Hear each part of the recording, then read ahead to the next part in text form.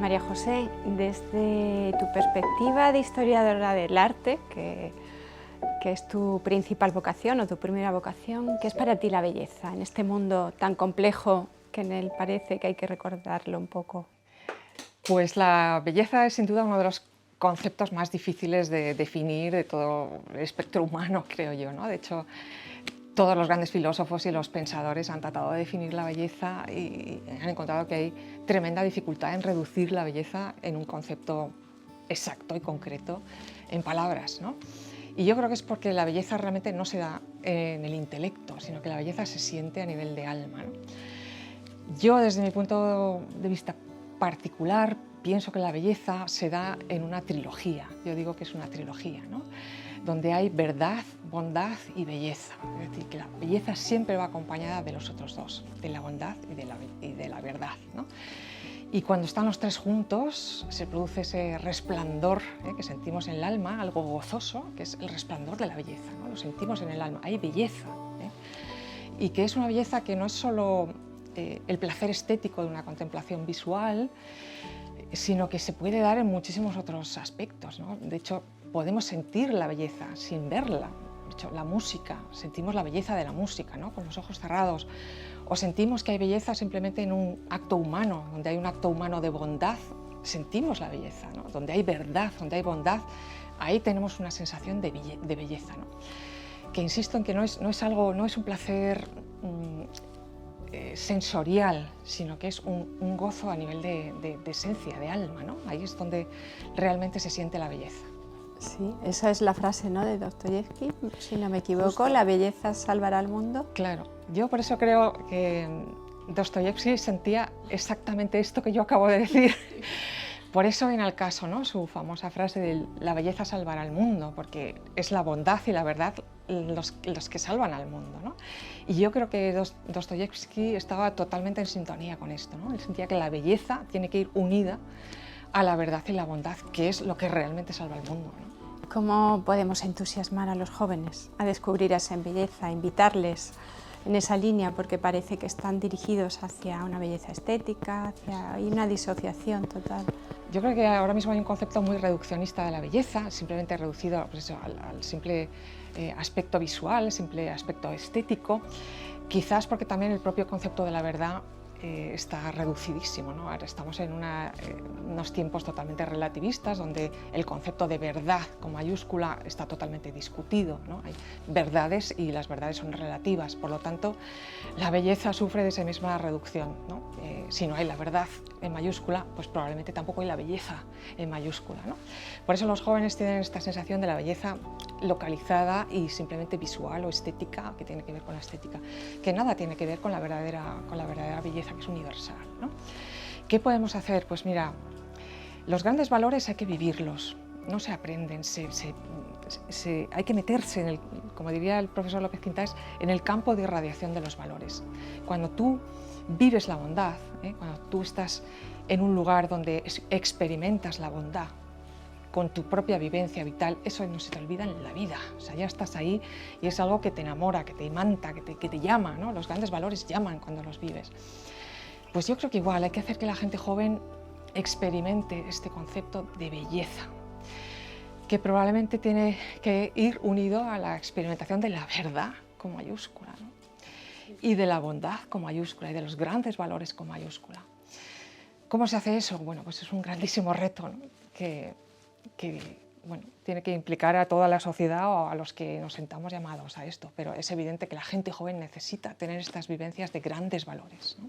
Claro, a lo largo de la historia, o sea, una forma podría ser, ahora que están las humanidades como queriéndolas sacar un poco del currículum y siempre hay esa polémica, la historia no es cosa de muertos, ¿no?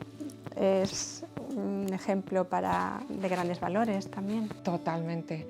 La historia siempre está de actualidad, porque el presente es un heredero directo de la historia. De hecho, la historia se conoce, se crea y se comprende en el presente. El pasado es una entelequia que no existe, no podemos viajar en la máquina del tiempo a un tiempo pasado que no está, ¿no? Realmente la historia se fabrica, se construye en el presente. Por eso el presente es también una consecuencia directa del pasado. Por eso, pues lo que te digo, ¿no? La historia siempre está de actualidad, ¿eh? Porque no se entiende lo que estamos viviendo en el presente si no has comprendido las causas y efectos de lo que ha generado el presente, ¿no? O sea que la historia siempre está de actualidad, ¿eh? Hay un libro de Stefan Zweig que habla del mundo de ayer y parece que el mundo que él hablaba de ayer es como el mundo de nuestro ayer, por así decirlo, pero nos está avisando al mundo de hoy. ¿Qué podíamos rescatar de ese mundo de ayer? Bueno, Stefan Zweig lo que hace es hablar con mucha nostalgia de un mundo que se ha perdido, ¿no? Es evidente que los mundos de ayer, los mundos históricos, no es posible recuperarlos porque cada época histórica tiene sus propias características, su propia idiosincrasia, ¿no? Por ejemplo, pues, por poner un ejemplo muy gráfico, el mundo clásico, el mundo grecorromano, intentó rescatarse por parte del Renacimiento y por parte del Neoclásico. Sin embargo, son tres épocas completamente diferentes, ¿eh? A pesar de que trataran de rescatar cosas que echaban de menos, con una nostalgia por el mundo clásico, y sin embargo cada época es completamente diferente, ¿no? Porque las circunstancias históricas son las que son. Por eso yo creo que bueno, hay que vivir el presente con la esperanza de un futuro y concentrarse en lo que son valores universales en todas las épocas, ¿eh? Estamos hablando de la belleza, pues en mantener viva la llama de la belleza, ¿eh? Con sus grandes valores asociados, pues sería mucho más interesante que tener la nostalgia de tiempos pasados que nunca vas a recuperar. Sin embargo, lo que es esencial en todas las épocas, los grandes valores eternos, eso es lo que hace falta en cada época, ¿no? Mantener viva y ardiente la llama de esos grandes valores, ¿no? Hablando de la historia y de los valores, parece como que la historia se reivindica el poco papel de las mujeres en la historia, que es verdad que los libros de historia no lo reconocen, pero sin embargo ha habido mujeres maravillosas, ¿no? que han hecho mucho. Pues mira, yo abogo porque realmente recuperar, no solo recuperar, sino reconocer el grandísimo papel que las mujeres han tenido, que ha sido un papel central en la historia universal, porque las mujeres, no nos olvidemos que son las madres, ¿eh? Están en el centro de la historia universal porque son las generadoras de la vida y son el centro de la familia y son el centro del hogar antropológicamente desde que el tiempo es tiempo, por lo cual es falso que no hayan tenido un papel fundamental en la historia. Lo han tenido. Lo que pasa es que desde nuestra perspectiva del siglo XXI, de hecho estamos como rechazando ese papel, ¿no? Como que la mujer en el papel del hogar y el papel de la madre no fuera un papel central, pero sí es el papel central de la historia universal. Es donde realmente se genera la vida, el ser humano, donde se forma a las personas, ¿no? Por lo tanto, la mujer ha tenido un papel central en toda la historia, que hay que reconocérselo. Es nuestra mirada la que es reduccionista con respecto a ese papel que ha sido antropológicamente vital, ¿no? Y por supuesto que también es muy comprensible que la mujer, además de ese papel como generadora del hogar, que insisto, es lo central de la historia universal, reclame a lo mejor una imagen más pública, una presencia pública, una equidad de derechos civiles, de libertades civiles. Eso es absolutamente comprensible, lógico y, por supuesto, plausible, ¿no? En eso estamos en estos tiempos, pero que hay que reconocer ese papel central que ha tenido la mujer en la historia de la humanidad, ¿no? ¿Cuál es alguna de tus preferidas? Bueno, ya sabes que yo hablo mucho de Isabel la Católica. Sí, me encanta. Sí, porque ella ha sido un referente para muchas mujeres, no solo sus herederas directas, que fueron nada menos que gobernantes y reinas en muchos países y que la tuvieron a ella como un referente absoluto, ¿no? Es una mujer de muchísimo ejemplo vital, incluso para nosotras, para las mujeres de hoy, a pesar de que también tiende a ser un personaje rechazado, a lo mejor precisamente por eso, porque sus valores tienden ahora a minusvalorarse, ¿no? Es una mujer que supo tener una personalidad propia, ¿eh? Ella mantuvo sus derechos para ser reina, con independencia de su marido y de lo que le rodeaba, es decir, que fue una mujer luchadora y valiente por lo que a ella le correspondía por herencia, pero luego además es un ejemplo de virtudes morales, de influencia moral, ¿no? Ella supo ver que la educación era fundamental, formarse, que eso es otra cosa interesantísima, que las mujeres tienen que tener en mente, ¿no? La necesidad de formarse, cuanto más mejor. ella tuvo una biblioteca espectacular, ¿no? Estamos aquí entre libros y ella tuvo una biblioteca de más de 400 libros, que para su época era una biblioteca inmensa. Y de hecho sus hijas estuvieron siempre entre las mujeres o las infantas, las princesas más cultas de su época, ¿no? Ella sabía que aprender latín era fundamental y formarse en las humanidades era fundamental, ¿no? Pero además, más allá de toda la influencia directa que tuvo como gobernadora, tuvo muchísima influencia moral, que es una de las cosas que el liderazgo femenino tiene que considerar como propio. El liderazgo moral es ser ejemplo de esas grandes virtudes, de los grandes valores que la mujer siempre ha tenido en su mano para educar a la humanidad prácticamente, ¿no? Porque los hijos al final son una representación de la humanidad, ¿no? Sí, es que al final además son los ciudadanos que incorporas a la sociedad. Eso es. El valor educativo, ¿no?, de la mujer es fundamental. Eso decía Chesterton, ¿no? Que la mujer tiene ese papel que es absolutamente inmenso, ¿no? La tarea inmensa de educar a la humanidad, porque realmente en el hogar es donde se educa a la futura personalidad, ¿no? Es decir, además, gracias a eso estamos aquí. Efectivamente, sí. Y Isabel la Católica, pero es parte, o sea, como personaje, nos lo has contado muy bien y lo has descrito, bueno, que hay que leerse tu libro. Pero también te gusta la figura de las reinas. Sí. Me gusta porque son mujeres que, bueno, han tenido mucha conciencia del papel histórico que jugaban, ¿no? que iban a representar y por lo tanto han sido muy conscientes, la mayoría, ¿no? del valor de sus vidas, ¿no? Del sentido de la misión vital de sus vidas, ¿no? Y del ejemplo que eran para otros, ¿eh? En su mayoría eran muy conscientes y lo hicieron muy bien en ese sentido, ¿no? Fueron conscientes de, como decía antes, de la influencia moral que ejercían sobre su entorno. Entonces son mujeres con un carácter muy interesante, inmersas en un mundo de política y de circunstancias de Estado también muy interesantes, ¿no? Y en ellas también se da, bueno, pues lo que se da en todas las familias reales o todas las casas reales en general, que por eso es tan interesante para los historiadores, esa mezcla de vida privada y vida pública, cómo la vida privada incide en la vida pública y al revés, ¿no? Cómo la vida pública condiciona totalmente su vida privada, y eso es un mundo riquísimo, ¿no? Muy interesante, ¿no? Y más difícil, ¿no? Sí. Menos libres, en cierta manera. Por supuesto, condicionadas a una misión vital que en algunas lo sintieron como una esclavitud, por supuesto, porque tienen que entregar su libertad a un interés mayor, que es un bien público, ¿no? Un bien mayor, que es por el bien del Estado, y algunas efectivamente pues a lo mejor no supieron estar tan a la altura de ese sacrificio personal que era el entregar su libertad a un bien mayor, ¿no? Pero que sin duda es a costa de pasar a la historia, ¿no? Sí. Fíjate que podrían ser un modelo para, o sea, es el liderazgo político actual, porque no les piden entregar su vida pública. Eso es. Pero ese compromiso con un bien público. Eso es. El Estado. Un compromiso vital, ¿no? Una entrega de la propia vida hacia un bien mayor, ¿no? En ese sentido es un compromiso de servicio a tu sociedad, ¿no?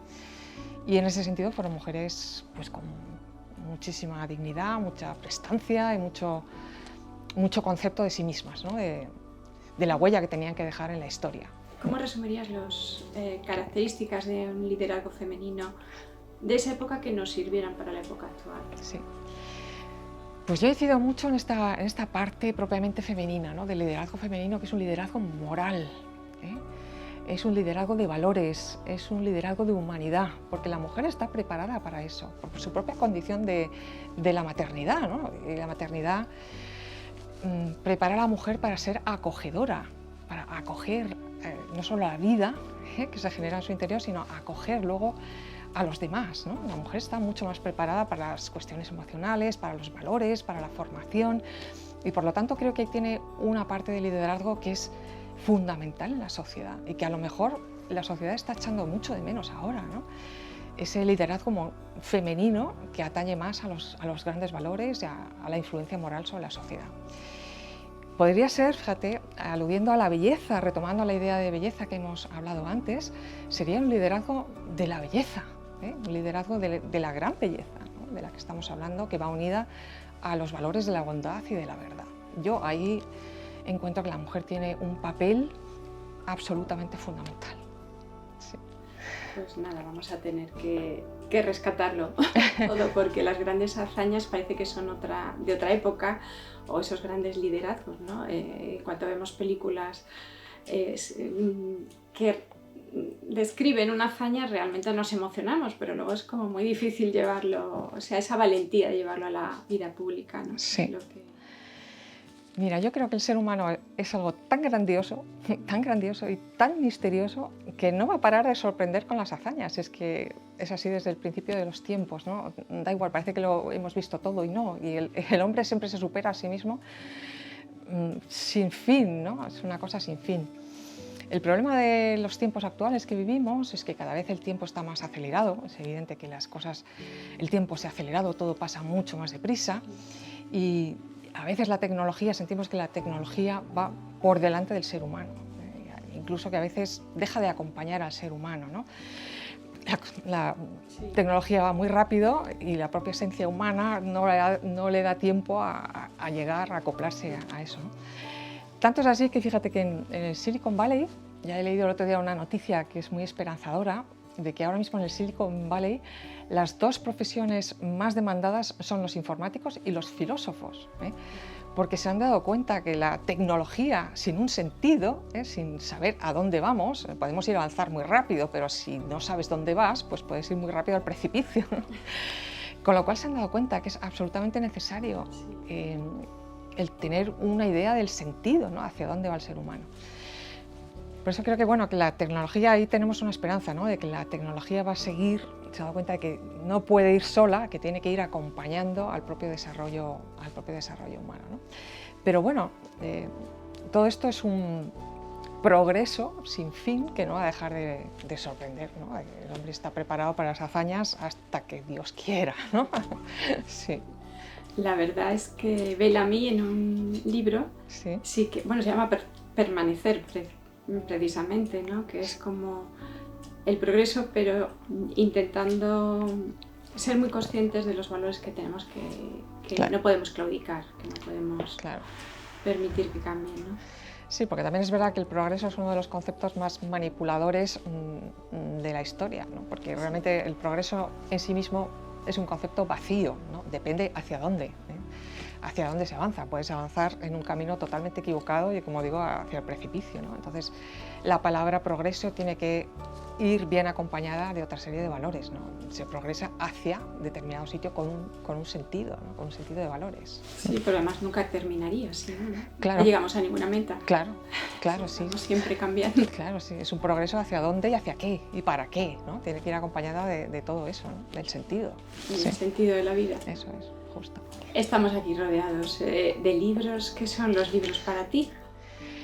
Para mí los libros es el máximo exponente de la creatividad humana. O sea, fíjate si es importante que todo el secreto de la vida humana, el misterio de la creación y el misterio de la vida humana se resume en un libro, nada menos que el libro sagrado, el gran libro sagrado, que para los cristianos es la Biblia, pero en todas las religiones hay un libro sagrado que contiene todos los secretos de la vida humana y del misterio de la creación, ¿no?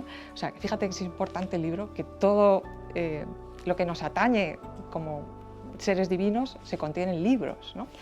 Y luego además, fíjate que es realmente donde más el ser humano puede llegar a asemejarse a Dios. Porque en un libro es realmente donde un escritor recrea mundos posibles, da vida a personajes, da vida a mundos, da vida a situaciones, exactamente con la misma visión o la misma intención con la que Dios estaría creando el mundo, ¿no? Con un relato. Entonces, realmente el libro es casi lo que más nos acerca al ser humano, a la divinidad, sin duda. Pues, ¿cuántos libros tienes? ¿Ya? ¿Cuántos has escrito? No, he escrito muchos.